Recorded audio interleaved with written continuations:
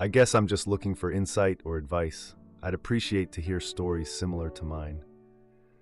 I will be talking to my doctor this week regarding an baby on a living. You can receive an baby on a living up until 24 weeks in my province.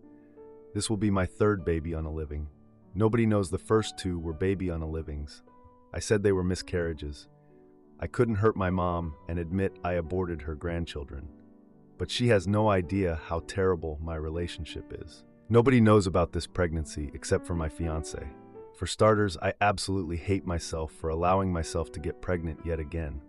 It happened on a trip with alcohol involved. I had an appointment booked for an IUD to be inserted the week we returned home. I should have been more careful. I really want children, but not with this man. He's hurt me so many times, I couldn't possibly count all the times he has. Why am I still with him, you ask? Generational trauma? Low self-esteem, many reasons, I guess. My relationship has never been good. He's very disrespectful and controlling. He's called me every name imaginable, used every verbal technique to tear me down emotionally in arguments. Gotten in a verbal, almost physical altercation with my family member when they stood up for me because he was screaming at me in public. The relationship has recently become unbearable. My body is changing from the pregnancy, and it's incredible to watch, but I can't even feel happy about it because of who the father is. I thought I wanted to keep this baby, and that's why I'm so far along in the pregnancy. If I knew how I feel now, I would have terminated the pregnancy right away to make it easier. But with the excitement of finding out I was pregnant, I was being blissfully ignorant and ignoring the reality of my relationship. I have many reasons to leave, with many incidents over the past 10 years. But this recent one really made me realize I need to end this pregnancy and get out of this relationship. A few weeks ago, our dog was really sick and he was absolutely livid with me for taking him to the vet because he didn't want to spend any more money on our dog. He isn't financially struggling at all. He has about $200,000 in the bank for reference. My dog was terribly sick. He vomited 30 times and was losing his ability to walk. I was panicking. I stayed up for 3 nights with our dog because he had to go outside to be sick every 10 to 15 minutes. I also had to bring him to the ER vet multiple times. I was exhausted and pregnant, and he never offered to watch the dog at night so I could get some sleep. Our dog is 2 years old, and I love him with all my heart. I even told him I'll pay for the bills instead of us splitting the bills. He became very angry and controlling because I called the vet for advice. I was trying everything to avoid bringing him into the vet because he was so angry with me. He would yelp every time we tried to lift him. I told my fiancé to leave him in the living room, as I've done for the past 3 nights, since he's yelping when moved. He continued screaming at me that he wanted the dog in our bedroom, so he lifted our dog and he yelped. With me being pregnant and going on days without any sleep, I was so overstimulated and I screamed at him when I heard our dog yelp. He then raised his closed fist to my head as if he was going to punch me when I yelled. He said it was his instinct to raise his fist because I screamed close to his head. He's never actually threatened me physically in 10 years, but of course when he does, I'm pregnant. How sweet of him. He mistreats me when I'm pregnant. He can't believe how tired I am, and he calls me lazy, and he screams at me about how dirty the house is. I am typically a very clean person, and I still clean, but obviously at a slower pace these days. I am also a nurse, and my job and hours are exhausting. I'm also likely anemic right now, which isn't helping with the exhaustion. He knows all of this. We just got in an argument because his dad asked me to help move heavy boxes. His parents don't know I'm pregnant. He didn't even offer to get up and help, even knowing I'm 4 months pregnant. He just continued playing video games. When I brought this up to him, he said I'm playing my violin and just picking fights with him. He said I'm a capable woman and didn't need his help. I am so guilty about having to get him baby on a living, especially being this far along. But I just can't watch him treat my kids like this one day. I also can't have my kids watch me be treated like this. I'm also nervous to get him baby on a living because I'll need at least 2 days to recover, and he's going to be so cruel and unsupportive. I'm scared it'll contribute to my depression post-abortion. He'll call me lazy, and he won't offer to help. I'm not prepared to do this alone again. Thank you if you got this far. Any advice or similar stories is appreciated. Now for a few comments before the update. Comment 1. He is literally the statistic. Hurtful men get more hurtful when their partner is pregnant. This is when a woman's life is most at risk in a hurtful relationship, when she's pregnant and when she's about to leave. This is a detailed article on how to leave him as safely as possible. Comment 2. I don't think you want his DNA in your life in any capacity for even a second longer than you are required to. Him or anything related to him, it will tie you to him forever if you don't do this. Some places will insert the intrauterine device, IUD, during a surgical baby unaliving. See if yours will. You need to be on birth control at this point. Now for the update. Hey everyone, it's been a week since my last post, and wow, a lot has happened. I never expected things to take such a turn, but here we are. So I talked to my doctor about the baby unaliving. It was a tough conversation, but I felt a little relief just having it out in the open. I was scheduled for the procedure later in the week. But before that could happen, my fiancé found the pamphlet from the clinic. I had hidden it in my drawer, but he went through my stuff while I was at work. That's when everything blew up. He confronted me as soon as I got home, waving the pamphlet in my face. He was furious, not because I was considering a baby unaliving, but because I hadn't consulted him. It was always about control with him. I tried to explain my reasons, but he wouldn't listen. He said he wanted to keep the baby, that it could fix things between us. I knew better than to believe that. Our relationship was beyond repair, and I couldn't bring a child into that kind of environment. I remembered how he had treated me during my previous pregnancies, how he'd become more distant and critical. It was like he resented me for the changes in my body, for the attention I needed. I couldn't go through that again, not to mention how he'd be with an actual child. The argument escalated, and he said something that made my blood run cold. He admitted that he had known about my previous baby unalivings. He had found receipts from the clinic years ago, but kept quiet, using the information as leverage over me. I felt sick, realizing he had been manipulating me all this time, pretending to believe they were miscarriages. I knew then that I had to leave, but I was scared. He had isolated me from my friends over the years, always finding faults in them until I stopped seeing them. My family was distant, both emotionally and physically, after that altercation with my cousin. He had stood up for me when my fiancé was screaming at me in public, and my fiancé had nearly come to blows with him.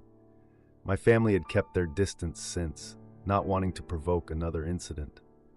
But I reached out to my cousin, the one who had tried to defend me before. He was shocked to hear from me, but even more shocked by my story. He offered his place for me to stay, no questions asked. I packed a bag while my fiancé was out, my hands shaking the entire time. The next few days were a blur. I went through with the baby unaliving, my cousin by my side the entire time. It was hard, but I felt a weight lift off me afterward. I was free from the pregnancy, and more importantly, from my fiancé. I stayed with my cousin, trying to figure out my next steps. I couldn't go back to the house, not after everything. My job as a nurse was my lifeline, and I threw myself into it, grateful for the distraction and the support of my colleagues. They had always wondered about my relationship, noticing the bruises I explained away as clumsiness, the days I seemed distant and sad. Now they rallied around me, offering support and a listening ear. Then, 2 days ago, my fiancé showed up at my work. He had never come to my workplace before, always saying he had no interest in where I spent my days. But there he was, causing a scene, demanding to talk to me. Security had to escort him out, but not before he shouted something that stopped me in my tracks.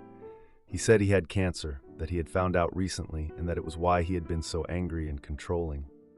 I didn't know what to think. Was it another manipulation, a ploy to get me back? Or was it the truth? A part of me felt a pang of sympathy, remembering the man I had fallen in love with, before the anger and the cruelty became too much to bear. But another part of me was wary, unwilling to be sucked back into his toxic orbit. My girlfriend's parents demand we get engaged after our break, or she moves back home, but then my ex kisses me, and now I'm torn about what I should do next. My girlfriend and I have been dating since college. We have been on a break in our relationship, the first time that's ever happened, for about 3 weeks. We decided to do this after we had a stressful, emotional talk about the future of our relationship. We are thinking we may have to break up, but we both still love each other, and it was traumatic. Basically, I posed an open question of whether we'd actually get married. My girlfriend is comfortable with our relationship the way it is and wants to get engaged and move together. She comes from a conservative family and won't move in together without a commitment to be engaged, which I can respect. I love this woman so much, but there has been one huge thing holding me back from taking the plunge with her. We barely have any intimacy. I feel like my love language is physical touch, and I'm touch-starved. My girlfriend and I were plenty intimate in the honeymoon phase of our relationship. Around year 3, I got sick, and we had to stop for a while. I get it, but the last 2.5 years or so, I've desperately wanted more. I want to feel desired. I want her to initiate.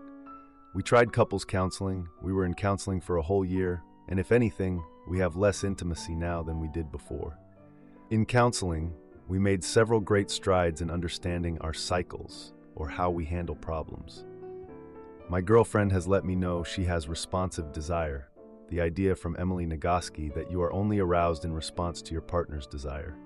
That's fine, but over the years she has been not very receptive most of the time, and so I got conditioned almost to not initiate. It's a defense mechanism against constantly feeling rejected. I don't want to commit without having an assurance that we could compromise on this. But each time I've tried to meet her in the middle, she stands pat. With the help of our counselor, we've tried scheduling intimacy, sensate focus exercises to build body confidence, words of affirmation, asking her for what she wants.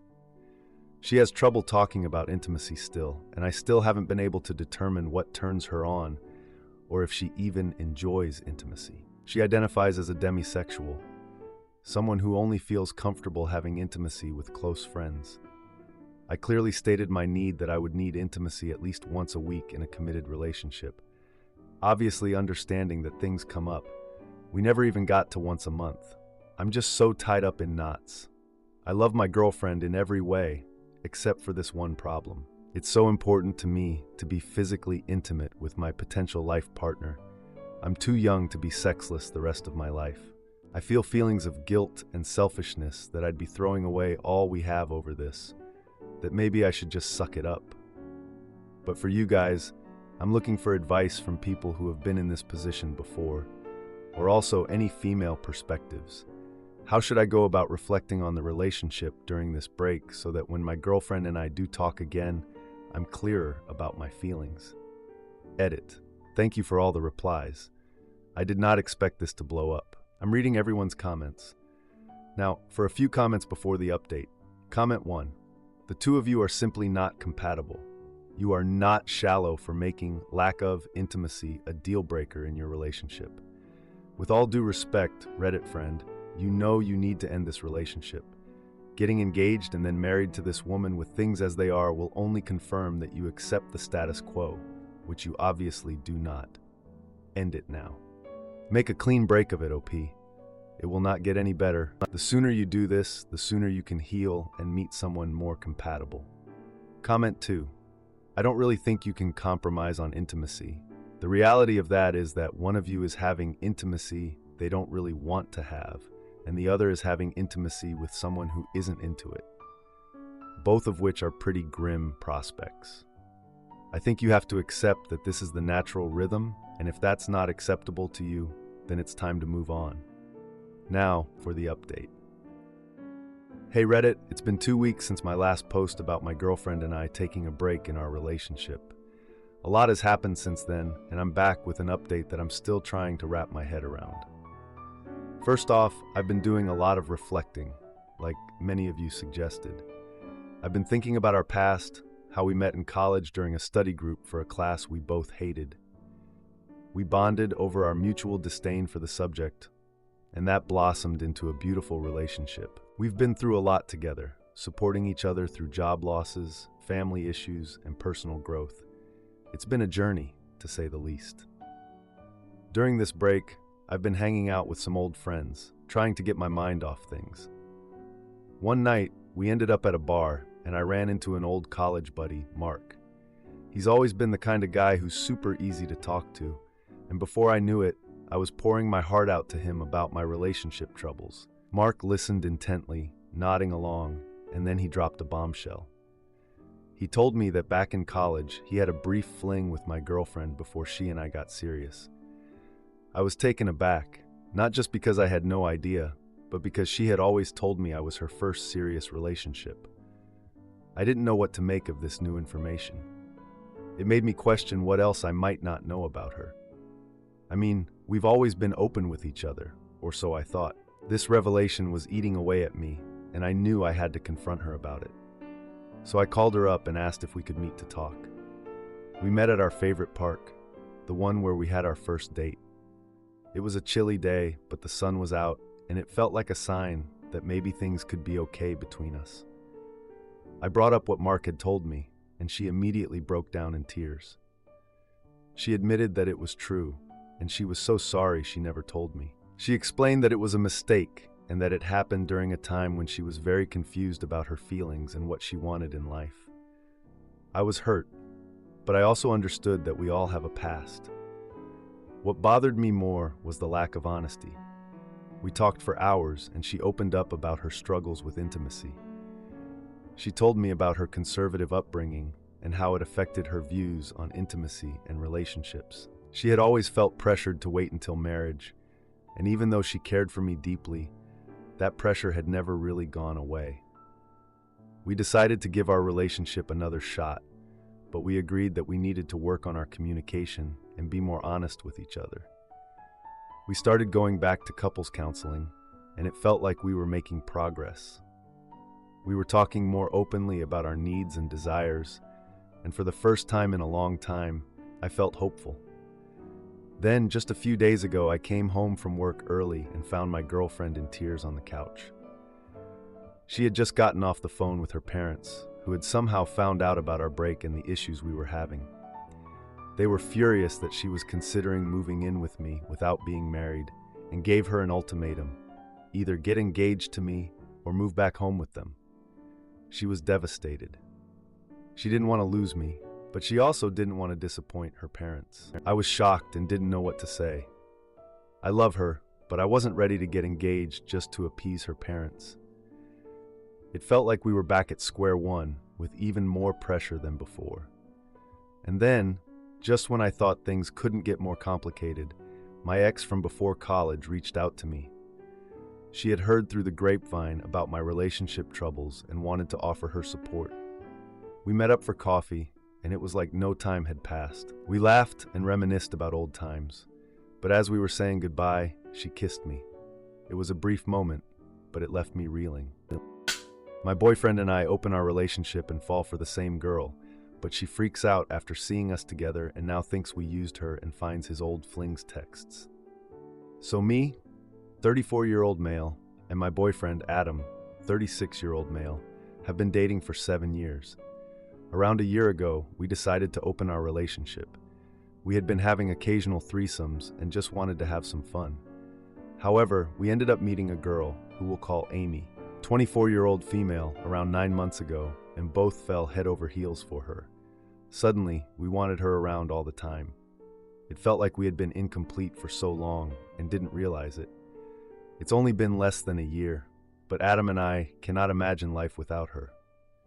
That brings us to 4 days ago, our anniversary. We didn't know what to do. We didn't want Amy to feel excluded, so we planned to see a movie we knew she wouldn't want to see and just celebrate quietly. We saw it as a last hurrah before our anniversary, with her in 3 months became the overall anniversary for our relationship. We did tell her it was our anniversary because it felt sneaky not to, and we value clear communication. Well, the movie turned into drinks, and we got drunk and touchy-feely. When we got home, Amy was already asleep. It was much earlier than she would normally be asleep, only around 9 p.m., so we didn't realize she was sleeping and made more noise than acceptable. Amy woke up and walked out to find us in a compromising situation. I was on my knees and asked in an elevated, tense tone, "What the hell are you doing?" I presumed she was annoyed that we had woken her up or about what we were doing in the living room, but then she started crying. Adam and I were a little too drunk to really comfort her, but we took her to bed and we all went to sleep. It's important to note that Adam had already left for work by the time Amy and I woke up. This is normal. He works odd hours.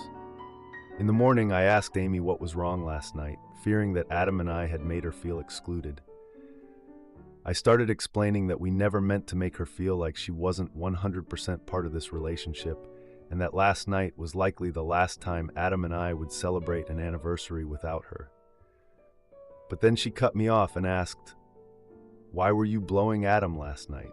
She sounded genuinely confused when she asked this question, and I started to ask, "Do you mean in the living room?" Or, she said, "No, why were you blowing him?" I was confused by this and asked, "What do you mean?" She explained that she had thought all the affection Adam and I expressed to each other was for her benefit. I was bewildered. She thought we had been celibate for the 6 years we'd spent together without her, that we were Buddhist monks. She thought the sheer amount of gay intimacy she had witnessed between Adam and I was just to turn her on, that those 6 years without her, we had left room for Jesus, just two buddies sharing a one-bedroom apartment, 5 feet apart, so it's not gay. I cannot fathom what led her to believe this. From the day we met Amy, Adam and I have been openly affectionate. I would like to reiterate that she has witnessed extensive amounts of gay intimacy between Adam and I, extensive amounts of creative gay intimacy, with positions that left us feeling sore for days after. We complained about that soreness to her. We knew that she liked watching Adam and I because soon after we met her, she said she'd like to see us play together. But surely she didn't think that every time after that it was just to please her. She implied that it made her uncomfortable that Adam and I are in love with each other and not just her. I'm at a loss for words to express my perplexity at this bizarre situation. This is the woman I want to have Adam and my children. This was the woman who said she wanted that too. It's been a few days now, and everything is tense. Adam doesn't know everything. He's picked up on the tension and asked, and I've tried to explain, but he seems even more dumbfounded than I was. Adam has asked Amy, and that just confused him more. Amy doesn't seem in a rush to leave, thankfully. She owns half my heart, and the other half is owned by Adam. I can't imagine life without her.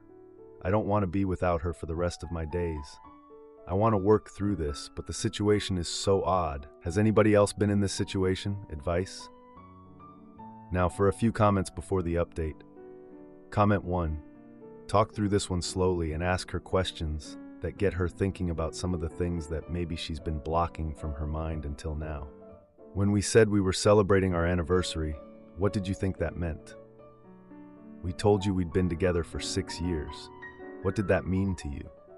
Does knowing that we enjoy it change the way it makes you feel when you watch us? Talking through this together will either bring the three of you much closer and make your relationship stronger, or give you all the icks so hard that it'll make separating painless. Comment 2. It feels like she was okay with both of you being intimate as long as she thought both of you were only in love with her and doing it for her and not each other. Does she understand that everyone loves each other in this relationship? It's odd, as if she is thinking of the relationship as a V shape, where she is the top and branches are OP and his boyfriend, and not a triangle. Now, for the update. Hey everyone, back with an update on the situation with my boyfriend Adam, our girlfriend Amy, and the whole anniversary night mess. It's been a week, and let me tell you, things have gone from confusing to downright chaotic.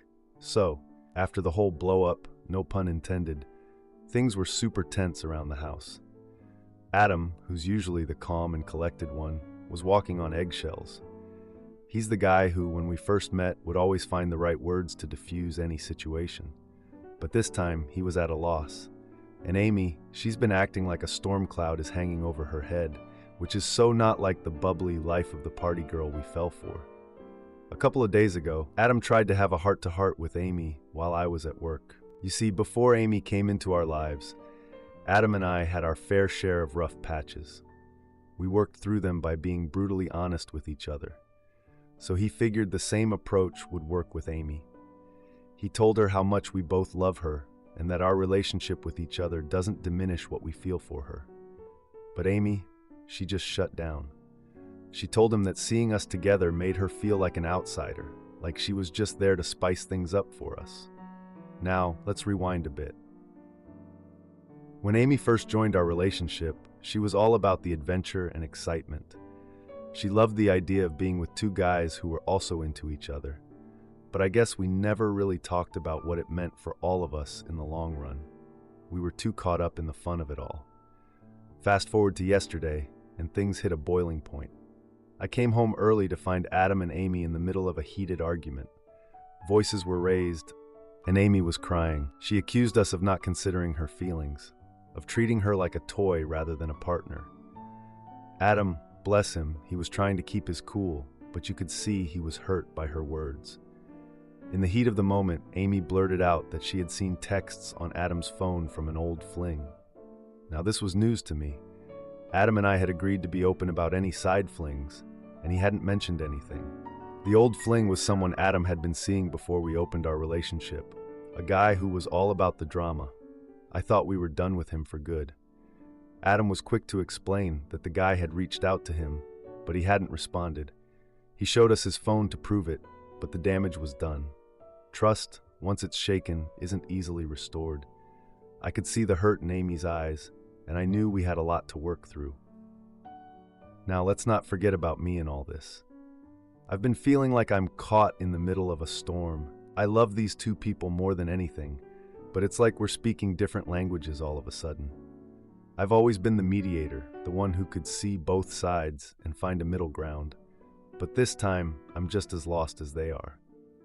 Last night, after a long day of avoiding each other, we all ended up in the kitchen at the same time. It was like one of those old Western standoffs, nobody wanting to make the first move. Finally, Amy broke the silence. She said she needed time to think about what she wanted. She wasn't sure if she could handle being in a relationship with two people who had such a strong bond with each other. Adam and I, we just stood there, not knowing what to say. The thought of losing Amy is like a punch to the gut. But at the same time, we can't change the love we have for each other. It's a part of who we are. So here we are, a week later, and nothing's resolved. Amy's still here, but it's like she's a million miles away. Adam's trying to act like everything's normal, but I can tell he's just as scared as I am of what might happen. And me, I'm just trying to keep it together, hoping we can find a way back to each other. If you liked this video, you'll probably like these too. Also, while you're here, please consider subscribing. It's your support that keeps this channel alive and allows me to make better and longer videos. Have a great day.